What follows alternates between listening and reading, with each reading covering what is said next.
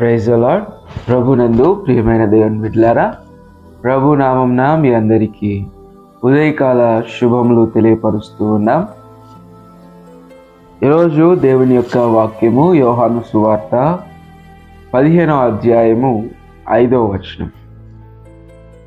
ఎవడు నా యందు నిలిచియుండునో, నేను ఎవని యందు నిలిచియుండునో వాడు బహుగా ఫలించును. చిన్న ప్రార్థన చేసుకుందాం. ప్రేమ నమ్మకము కలిగిన మా ప్రియ పరలోకపు తండ్రి, మీ అమూల్యమైన శ్రేష్టమైన నామమును బట్టి మీకు వందనములు, స్తోత్రాలు. ఈ యొక్క నాయనా సమయంలో మిమ్మల్ని జ్ఞాపకం చేసుకొనుటకు మీరు మాకు చూపిన కృపకై మీకు వందనములు చెల్లిస్తూ ఉన్నాం. ఈ ప్రార్థనలో ఏకీభవిస్తున్న బిడ్డలను మీరు జ్ఞాపకం చేసుకునండి. ఈ మాటలు వింటున్న బిడ్డలను మీరు జ్ఞాపకం చేసుకునండి. నీ వాక్యము ద్వారా వారిని ఫలింపచేయండి. ఈ దినం అంతయు మీ కొరకు నాయన నడిపించమని ప్రార్థిస్తూ ఉన్నాం. దేవా, నీ ప్రేమ గల హస్తాలకు అప్పగిస్తూ నాయన ఈ వాక్యం ద్వారా ప్రతి హృదయాన్ని బలపరచుమని నజరేయుడు మా ప్రభువును రక్షకుడైన యేసు క్రీస్తు శుభనామంలో ఈ ప్రార్థన అడిగి వేడుకొంచున్నాం మా ప్రియ పరలోకపు తండ్రి, ఆమేన్. ప్రభునందు ప్రియమైన దేవుని బిడ్డలారా, ప్రభు నామంన మీ అందరికీ శుభములు తెలియపరుస్తూ ఉన్నాం.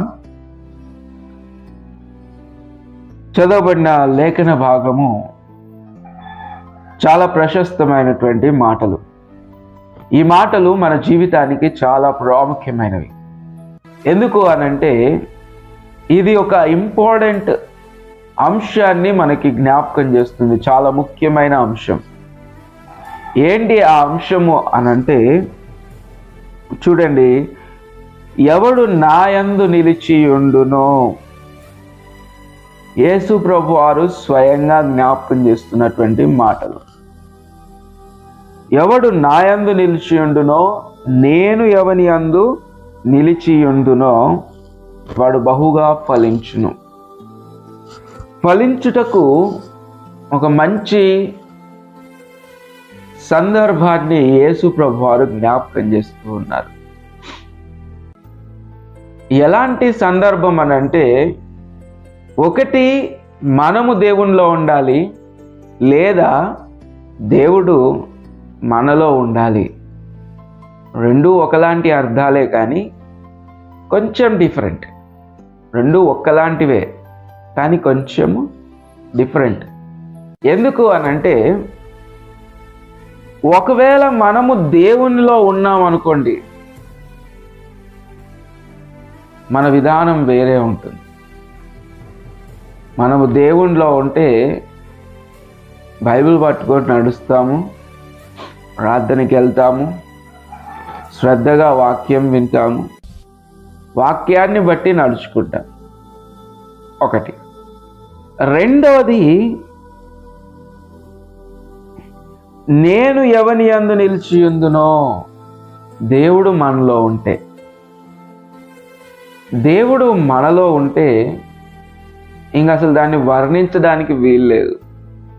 దేవుడు మనలో ఉంటే ఇంకా మన యందు దేవుడే కనపడతాడు డైరెక్ట్గా.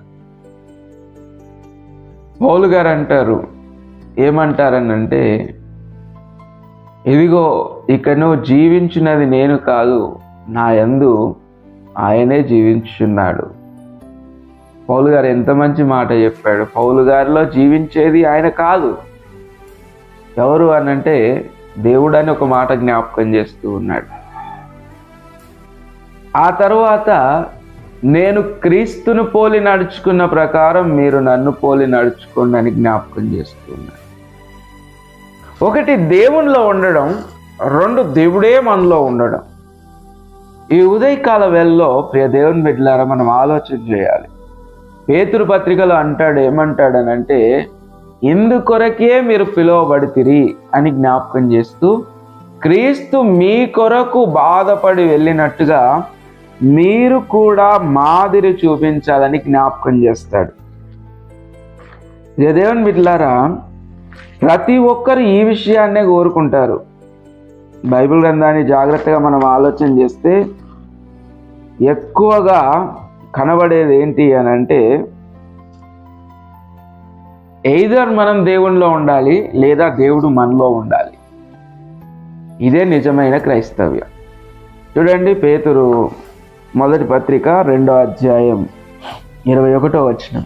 క్రీస్తు కూడా మీ కొరకు బాధపడి మీరు తన అడుగుజాడల యందు నడుచుకున్నట్లు మీ కొరకు మాదిరి ఉంచిపోయాను అనంటే, ఇదిగో నీలో ఆయన ఉండాలనుకుంటున్నాడు, ఆయనలో నువ్వు ఉండడానికి మాదిరి ఉంచిపోయాడు.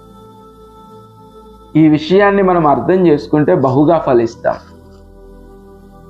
దేవుని బిడ్డలారా, ఇది ఎవరికి అర్థం కాని పరిస్థితిలో ఉంది. కాబట్టి మనము బహుగా ఫలించడం అని అంటే ఓ మాట జ్ఞాపకం చేసుకొని ప్రార్థన చేసుకుందాం. గలతీ పత్రిక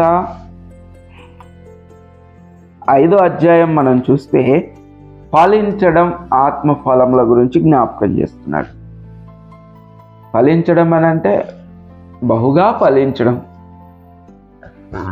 నువ్వు దేవునిలో ఉన్నా, దేవుడు నీలో ఉన్నా ఏం జరుగుతుంది చూడండి.